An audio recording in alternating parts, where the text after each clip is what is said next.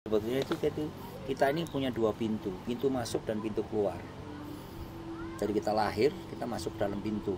Kita ini sekarang masih di dalam ruangan.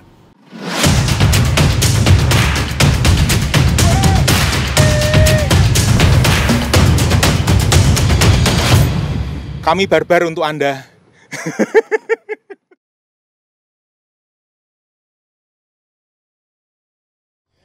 Oke teman-teman, kali ini ngobrol-ngobrol santai sama Om Hoge. Anda tahu Om Hoge itu pegiat otomotif dan juga touring seluruh dunia. Lah ini kebetulan saya ketemu Om Hoge dan ditemenin. Wah ini saya punya host baru ini. Perkenalkan Pak Ates, silakan Pak. Mungkin Bapak dari mana? Ya, atau... nama saya Ates. Kebetulan saya dari Jakarta. Saya punya komunitas di Jakarta namanya Jakarta Mindfulness People. Ya. Saya mendengar sosok Om Hoge ini dari sahabat saya.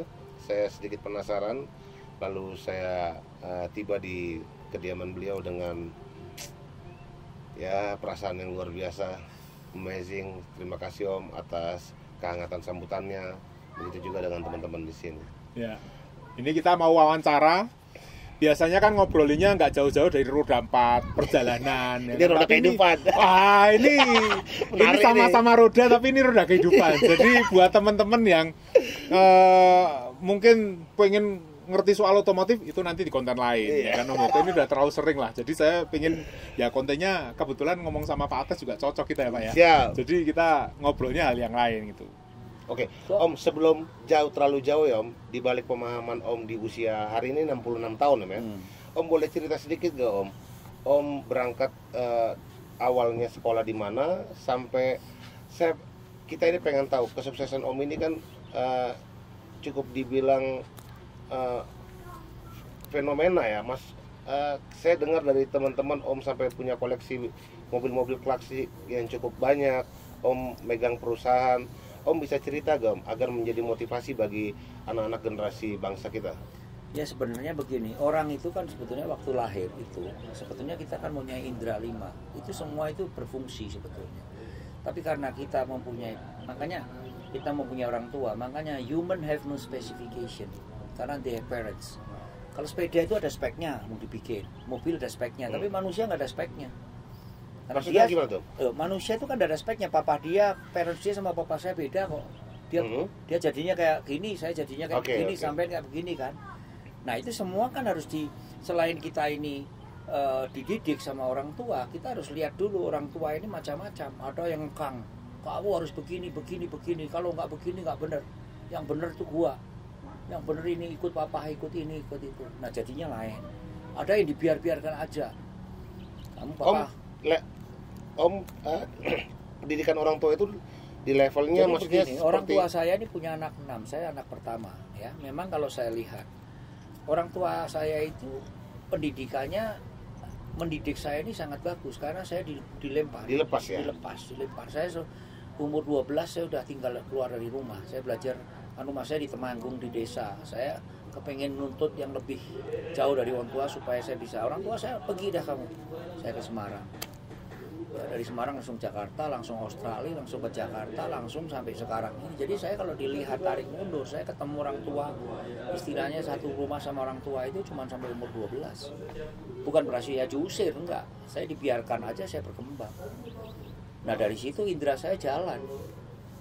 Jadi saya kalau kepepet ya saya nggak akan telepon orang tua, yang saya bisa kerjain saya kerjakan sendiri. Apakah Om melakukan hal yang sama terhadap anak-anak Om sekarang? Oh iya. Maksudnya di cara mendidik? Iya, sama, bahkan lebih ekstrim. Lebih ekstrim? Saya mendidik anak saya bilang, kamu lulus SD, saya kepengen kamu sekolah keluar, ini uang sekaligus jebret untuk berapa tahun. Kalau mau habisin 2 tahun silakan, tapi sisanya kamu cari sendiri. Tapi kalau kamu nanti misalnya sekarang ini kamu terus dapat beasiswa, itu untung kamu. Jadi kita nggak bisa lagi, gua tiap bulan harus ngumpulin duit ngirim anak karena itu sudah disisakan, sudah kita paket gitu, ini buat kamu gitu. Nah setelah dia selesai, dia mau pulang dari luar negeri ya, saya bilang kamu nggak boleh pulang, kembaliin dulu uang saya. Oh ya? Iya. Boleh tahu nggak Om, kira-kira berapa sih Om? Ya, itu relatif. Itu relatif lah. Ya relatif tergantung sekolahnya. Bisa aja kita ngomong 1 miliar, bisa ya dalam sekian tahun. Anaknya sekolah di mana Om? Singapura terus ke Amerika. Oh, Singapura. Nah, tapi kan bukan masalah value-nya, Iya, masalahnya balikin. Anak akan kaget. Kenapa kok gua harus balikin? Ya karena itu lu pinjam uang saya. Nah, setelah dia dapat uang, ini uangnya. Itu buat kamu. Karena kamu tuh pulang ketemu saya bukan sebagai student yang bawa sertifikat, Pak, saya lulus ini insinyur. Enggak, saya nggak perlu itu. Pulang sebagai seorang entrepreneur yang sudah bawa knowledge, know-how, network. Wow. Knowledge dari sekolahan. Ya Dan kan? di situ Om baru merasa bahwa keberhasilan Om mendidik anak. Ya, Apa ukuran ya itu? Target Kepuasan. saya. Ya memang saya lakukan karena saya dilakukan begitu dari orang ya? tua, ya saya Oh, ya. melakukan itu. Dan saya nggak mau anak ya anak, istri ya istri, jangan memanjakan dia, ini nggak boleh, itu nggak boleh. Akhirnya kita jadi obligasinya terlalu berat. Kalau saya attachment terlalu tinggi, saya nggak pernah bisa tinggal di sini berbulan-bulan, bertahun-tahun, saya keliling dunia segala, nggak bisa karena masih ada attachment. Loh, sekarang saya bilang kalau dalam satu rumah tangga itu 5 nih punya individu yang kuat, itu sudah 5. Kalau kita bicara horsepower, 5 horsepower, daripada papanya yang berkuasa, 4-nya follower. Makanya perusahaan saya itu nggak begini. Saya balik segitiganya, saya di paling bawah, yang kerja tim. Seperti mobil lah, kalau 800 horsepower kan drivernya jadi direkturnya, yang kerja horsepowernya. Lah perusahaan kalau begini, yang kerja bosnya. Satu orang untuk kerja 800, kalau gua balik 800 kerja untuk satu orang. Ini konsepnya Nah, out of the box ini. Iya, dan itu juga misalnya sekarang kalau orang-orang yang zaman dulu, wih itu si A itu udah ikut papa udah lama, nanti kalau dibajak nanti perusahaan gua ambrol. Nggak, kalau kamu balik begini di bawah, itu rantainya udah itu seperti rantai, dicopot satu nyambung lagi. Karena sistem bukan manusia. Perusahaan itu sukses karena sistemnya, bukan manusianya. Tapi kalau masih manusianya, itu berarti perusahaan belum sukses. Belum perusahaan itu ya. Apa depend on human, bukan on system. Nah, itu kayak begitu. Nah, hidup itu juga begitu. Nah, kita selalu kalau kita bicara mengenai misalnya ilmu Jepang yang selalu diterapkan kesuksesan Toyota segala macam, itu kan mereka ada asas yang namanya PDCA, itu plan do check action. Orang hidup juga begitu, harus pakai roda PDCA. Plan tadi pagi, ya saya mau ngapain? Oh ada teman datang, berarti saya harus masak kopi, saya harus ini bawa sono, plan ya. Habis itu bukan plan doang, saya melakukan. Nah, sekarang ngecek gimana tadi, enak nggak? Makanan kambing enak nggak? Ini enak nggak? Tadi malam enak nggak? Cek kan. Kalau nggak enak, enaknya di mana? Action gua. Kalau udah enak semua ya gua action yang plan lagi yang baru. Itu yang berikutnya ya. Besok plan lagi, besok kamu pulang saya udah ada plan lagi kemana. Jadi everyday is plan to check action. Nah ini kalau sistem ini sudah terjadi, manusia itu kalau habis kumpul orang banyak, ini gunung banyak, kamu pulang semua jam 6, bukan langsung drastis jomplang kan, apalagi sendirian. Nah itu kalau kamu masih merasa begitu, berarti kamu belum siap. Kamu masih depend on, masih attachment. Nah, kalau kamu bisa misalnya kamu satu keluarga rame-rame makan-makan, tahu-tahu bubar, bapaknya pulang, ini pulang, kamu di rumah sendirian lagi, kamu stres, gelisah nggak bisa, kamu berarti itu hidup kamu masih attachment untuk orang lain ya. Ya apa perlu. Ada. Nah itu kalau sepi rame sama. Nah itu udah. Itu sudah kamu sudah mulai bisa individu. Nah itu siap untuk apa aja, mau overlanding, mau karena apa? You are alone but you are not lonely. Itulah message-nya. Ya kalau orang Jawa bilang, kamu tuh ada teman, yaitu bayangan kamu, hari-hari kamu. Kakang kawah di hari-hari. Atas. Baik Om, setelah itu kan Om masa produktivitasnya sampai usia 60. Sekarang Om usia 66 tahun Om ya.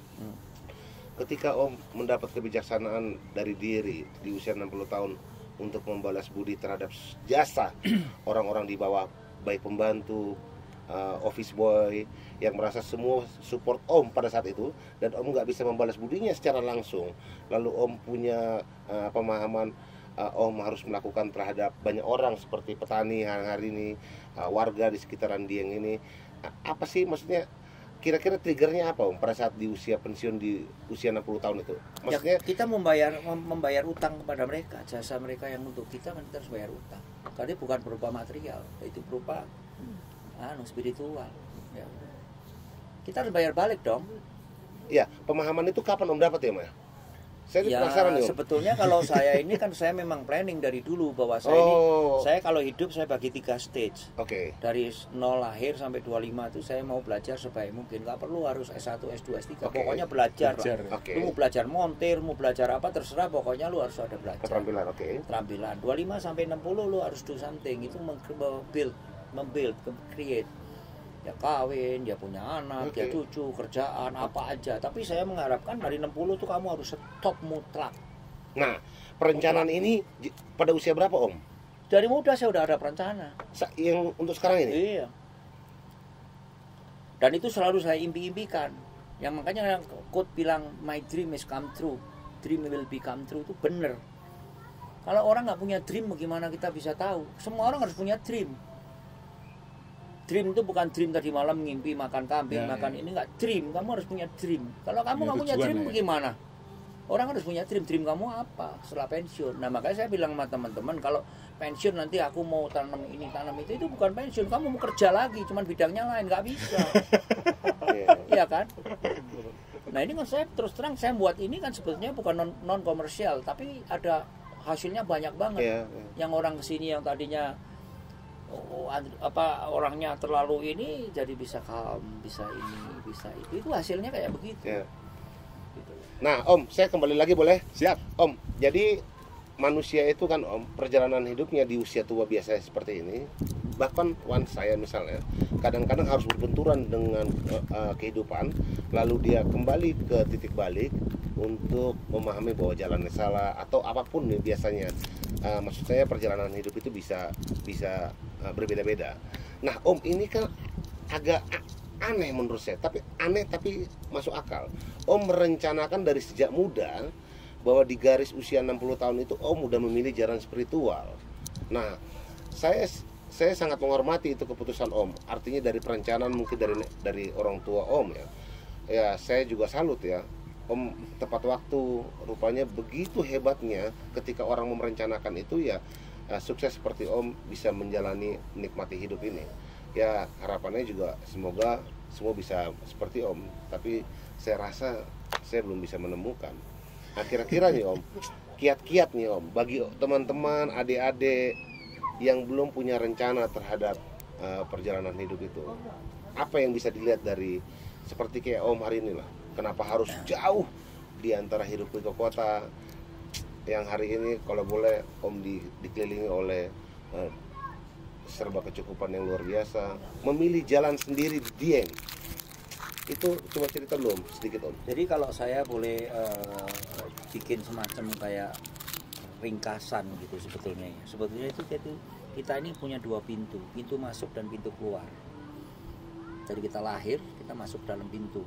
Kita ini sekarang masih di dalam ruangan. Nah kita harus siap bahwa pada waktu kita keluar ke pintu yang keluar, kita sudah harus bisa jangan meninggalkan beban kepada ruangan itu. Itu aja. Meninggalkan beban. Beban yang kita perbuat. Karena di dalam ruangan ini adalah banyak sekali variasi dari kehidupan di dalam ini. Nah, di dalam satu ruangan ini itu kita akan menemuin banyak macam persoalan. Entah itu kita persoalan yang kita buat karena kita sendiri, atau persoalan orang lain, atau orang kepo ngurusin urusan orang lain, apa segala macam. Tapi kita jangan lupa pintu yang kedua, yang keluar ini udah dekat. Kita harus siap-siap. Itu harus dipersiapkan dulu dari awal. Ya kamu sekarang kalau misalnya nih sekarang masuk tol Jakarta, di dalam perjalanan itu kamu akan menemui segala macam. Ada rest area, ada nanti kempes ban, ada apa. Tapi kamu ingat bahwa 12 km lagi ada pintu keluar. Jangan kamu nanti tolnya, kartunya nggak ada uangnya. Kamu masih punya utang sama warung sana, kamu belum makan, cari apa, pokoknya banyak masalah. Ya garis gampangannya dicerna begitu aja. Nah, tinggal saya ini sekarang di posisi mana? Saya udah dekat pintu keluar. You mungkin masih di tengah. Ada yang baru pintu masuk. Nah, di dalam sini kalau nggak ada salahnya kalau saya sudah pintu keluar, saya ingatkan hati-hati loh ya. Ini udah pintu keluar kan saya mengalami ini. Kamu nanti kalau sudah deket pintu keluar jangan seperti saya nih. Saya sudah keterusan, saya soalnya udah kan. Nah itu dan yang sudah antara hidup saya dengan pintu keluar nih misteri, belum tahu apa yang akan terjadi. Ya. Tapi saya tahu bahwa itu akan keluar saya dari pintu itu. Gitu loh. Oke. Nah, ya tapi yang sudah saya lakukan ini harus saya share ke orang dong. Ya. Ya hati-hati loh. Ini contohnya saya begini. Kamu jangan terlalu serakah, terlalu ini. Nanti kalau kamu pas deket pintu keluar kamu nggak keburu. Oke. Karena orang Jawa, kalau saya bilang orang Jawa ngomong mati baleke susuk kok. Mati itu mengembalikan kembalian uang. Mati. Iya, kembalian uang gitu loh. Nah, gini Om Bokan bilang ini sudah merencanakan sejak lama, ya kan? Tapi biasanya kita waktu misalkan lah kita muda atau mungkin kita masih belum sampai ke puncak, kita mungkin merencanakan, oh iya ya, nanti sampai di sini saya akan seperti ini. Dan biasanya orang saya akan pensiun di puncak karir atau apa. Tapi saat sampai puncak, itu kan orang kadang-kadang, oh ternyata di puncak tuh enak ya. Jadi nggak mau ngelepas, gitu loh. Nah ini pernah nggak Om Boke ngalamin kejadian seperti itu? Maksud godaan untuk terus kan, maksud wah ini pas iklim usaha bagus, ada kesempatan, gitu loh. Tapi karena Om Boke udah matok, saya usia 60 mesti pensiun. Itu loh, Om. Pernah nggak Om kejadian kayak gitu? Nah sekarang gini aja, kalau kamu makan enak, kamu makan enak, harus ada berhenti, tak kasih anjing, kamu rela nggak? Pasti ada orang, wah ini enak itu sisanya berapa kita bungkus saja buat besok. Ya, kan? betul. Justru yang benar itu kita stop makan pada waktu enak. Sama kehidupan begitu. Pada posisi enak kamu stop. Karena apa? Kalau kamu stop, kamu akan dikasih enak kedua, enak ketiga, enak keempat, enak kelima.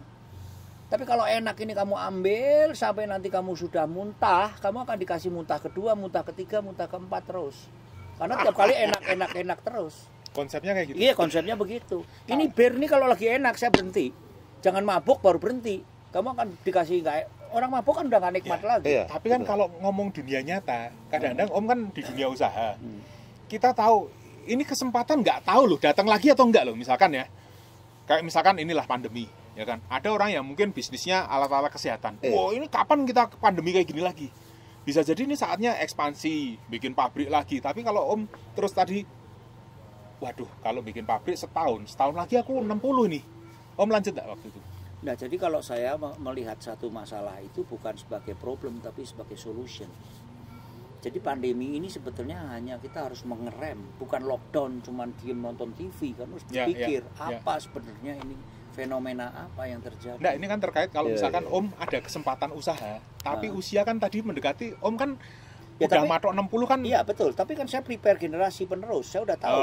Pada waktu anak saya selesai, saya tanyain, kamu mau nggak nerusin bapak punya? Kalau nggak mau ngomong sekarang, bapak nih udah mau pensiun. Kalau nggak mau tak jual. Nggak ada rasa sayang saya. Karena saya yang bikin, saya yang jual kok. Nggak ada sayang. Tapi kalau kamu mau silahkan, bapak kasih. Dan ini anak 3. Saya nggak mau 3 jadi nakoda. Saya pilih 1. Karena saya lebih baik piara kapal 3 daripada saya punya 1 kapal dikasih 3 nakoda. Kalau 3 kapal, 1-nya tenggelam, yang 2 bisa narik.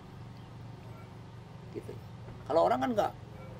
Ya itu kapal yang paling besar kita taruhin semua di situ. Bagian keuangan bagian enggak bisa. Dan saya waktu anak saya masuk ke perusahaan itu enggak bisa. Ini anak saya ya lulusan Amerika pakai dasi, nanti kamu harus ini pengganti saya. Tidak. Jadi anak saya jeburin, enggak ada kartu nama, pakai celana pendek, pakai jeans sobek, sudah beresin. Dia akan manggil pegawainya Om karena dia kan masih muda. Om kesulitannya apa, dibantuin, bakuin. Lama-lama apa? Bawa ke minggir aja deh, udah tua, mau ngomel-ngomel melulu biar anaknya lebih bagus. Orang customer juga begitu, Pak, suruh anaknya jago itu. Akhirnya dia by nomination, bukan penunjukan.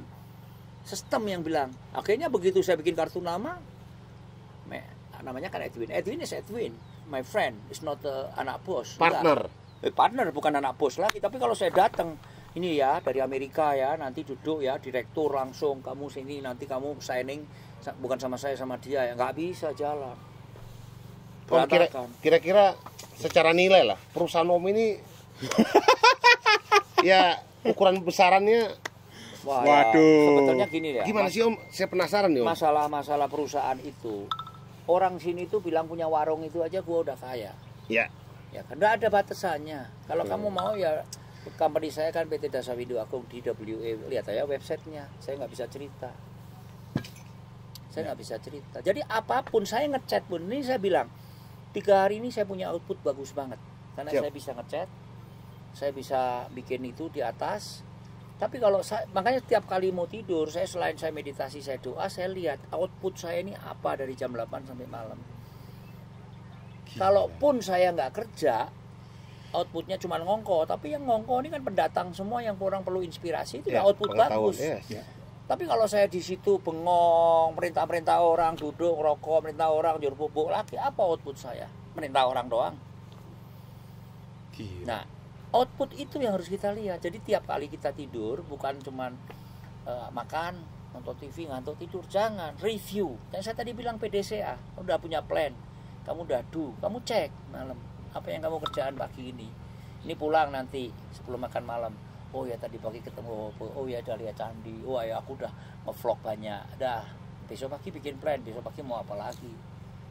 Output itu penting. Siap. Jadi kalau kita cuman ke kantor doang nggak ngerti itu outputnya apa, pulang capek keringetan, wah istri bilang wah kamu rajin kerja, tapi nggak ada outputnya mau apa. Dan output tuh nggak harus bawa cash loh. Output itu sesuatu yang kamu dapat. Iya. Bukan cash. Kalau cash itu kan maklar, pulang harus bawa duit, preman, pulang harus bawa duit. Kalau enggak bukan kerja kamu, enggak bisa. Nah, Om. Karena saya karena saya tadi bilang, uang itu ada bukan destinasi, uang itu adalah akibat. Nah, ini bagus banget tuh. Ini uang adalah akibat. Akibat bukan destinasi. Akibat kita rajin. Ya, akibat kita rajin, akibat kita pinter, akibat kita baik sama orang. Ya kan? Kalau kita mau ngomong negatifnya, akibat kita ngerampok juga dapat, tapi karena itu kan yang negatifnya kan. Iya. Itu loh akibatnya. Nah, Om, saya ini udah betul-betul sangat mengagumi perjalanan hidup Om ya. Saya betul-betul kagum. Nah, kalau bicara tentang output Om membangun kawasan di atas Gunung Dieng ini hampir 2 hektar. Om juga di usia hari ini 66 tahun. Generasi Om juga belum tentu meneruskan jalan spiritual Om di sini. Dengan berbagai peninggalan-peninggalan leluhur yang udah saya lihat di tempat Om ini. Kira-kira nih Om, kelak misalnya Om, di pintu keluar Om itu, apakah Om juga ikhlas ketika memang kawasan ini diambil negara untuk menjadi wisata rohani kah, wisata meditasi kah, atau apa? Maksudnya kira-kira apa yang ada di gambaran Om tentang fenomena 2 hektar ini? Karena nilainya juga menurut saya juga nggak kecil, nilai yang Om keluarkan. Saya pengen tahu sedikit tentang output yang Om pikirkan. Ya, semuanya itu kembali lagi karena orang hidup itu harus punya satu titik yang namanya legacy. Legacy itu adalah semacam warisan kehidupan. Siapa? Ya legasinya apa kita misalnya membuat kolam ikan yang sebaik-baiknya sehingga bisa diguna bagi. Tapi kalau legasinya itu kalau saya mau ngumpulin uang banyak deposito untuk keluarga, itu bukan legacy, saya bilang. Itu bukan Om ya? Bukan legacy. Jadi maksud Om warisan ini warisan untuk semesta. Iya, legacy dong. Iya, karena ini jauh lebih besar dari cuma nilai. Kalau saya berdoa, itu saya selalu intinya saya ngomong, Tuhan kalau memang saya masih diperkenankan bekerja terus untuk memproduksi, membantu, tolong pakai saya. Tapi kalau ada orang lain yang lebih bagus dari saya dan saya nggak ada dipakai, silakan gantiin. Saya bukan menantang.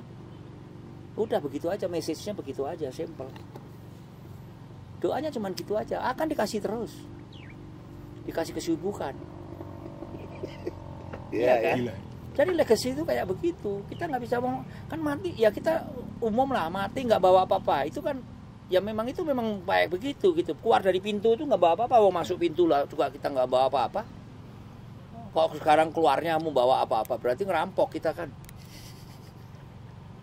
Ya, tadi 2 pintu itu loh, masuk kita main di sini, keluar lagi ya udah, jangan ninggalin utang, jangan ninggalin masalah, ninggali semuanya. Nah ini kalau orang Buddha mungkin ngomong karma, ninggali yang baik-baik aja, jangan ninggali yang jelek karena nanti ditagih. Waktu karmanya ini jelek-jelek, begitu masuk pintu keluar ini nanti kamu ditagih. Kamu ditagih itu dulu gimana? Susunya itu di situ ya. Susunya gimana? Kembaliannya gimana? Kan begitu. Kalau kita mau bicara spiritual mau apa, nah spiritual itu ada caranya untuk memproses ini semua. Bukan pakai vitamin, pakai know-how, pakai alat, pakai komputer, ya pakai spiritual itu. Iya. Itu ya, saya Mas Tony ya, saya betul-betul gini. Pak Hoke ini sampai tahu tentang kewajibannya di usia tua. Di saat perusahaannya juga lagi di puncak, tahu batas limit untuk keluar, lalu tahu punya kewajiban terhadap seluruh orang yang membantu Om selama ini, sehingga Om ini membuat lahan 2 hektar hanya untuk menjadikan tempat bagi peninggalan-peninggalan leluhur, bagi teman-teman orang yang mau wisata rohani, dikasih free meditasi. Ya nggak kepikir ya? Iya, ya mungkin mimpi semua orang, tapi ya saya sangat berterima kasih ada Om yang layak bagi kami kelompok muda sama Mas Tony ini untuk memberikan informasi ini ke masyarakat luas. Betul. Menjadi tanggung jawab kami. Betul.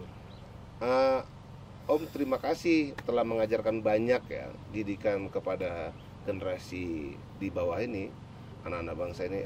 Kelak ya kami juga bisa menyumbang seperti mimpi-mimpi Om yang hari ini Om lakukan. Hanya itu sih Om. Jadi kalau yang namanya Hoke cuma satu, tapi the way of thinkingnya ini yang saya kepingin banyak sebarkan ke orang. Iya. Betul. The way of thinkingnya. Jangan lihat sayanya deh. Saya ini hanya sebagai satu alat messengers aja sebetulnya. Gitu. Yes. Ya semoga ini kita juga bisa menularkan Om. Karena gini Pak Tes, saya dulu pernah ketemu orang, saya kadang tanya apa sih bedanya orang-orang yang dianggap sukses dan orang yang rata-rata Om. Orang-orang yang sukses itu kebanyakan mereka didikannya di meja makan, nggak di bangku sekolah. Dari percakapan seperti ini. Nah saya berpikir waktu itu kenapa kok saya juga pengen bikin video sama Om Hoke masalah ini, karena berapa banyak dari kita yang sempat duduk semeja sama Om Hoke untuk dengar cerita seperti ini langsung semasa hidupnya langsung dari sumbernya kan. Jadi ini saya juga sangat berterima kasih Om. Dan kali ini kontennya kita nggak banyak bahas soal roda yang gelinding muter, tapi ini roda kehidupan. Roda PDCA lah, roda PDCA. Dan saya harap ini berguna untuk teman-teman, walaupun ini mungkin kontennya agak nyeleneh, tapi ini message yang perlu. Perlu. Saya bahkan masuk OTG, orang tambah gila. Jadi terima kasih banyak Om Hoke, Pak Tes di kesempatan kali ini. Buat teman-teman, tetap sehat, tetap semangat, tetap hidup. Jangan lupa bernapas. Wah.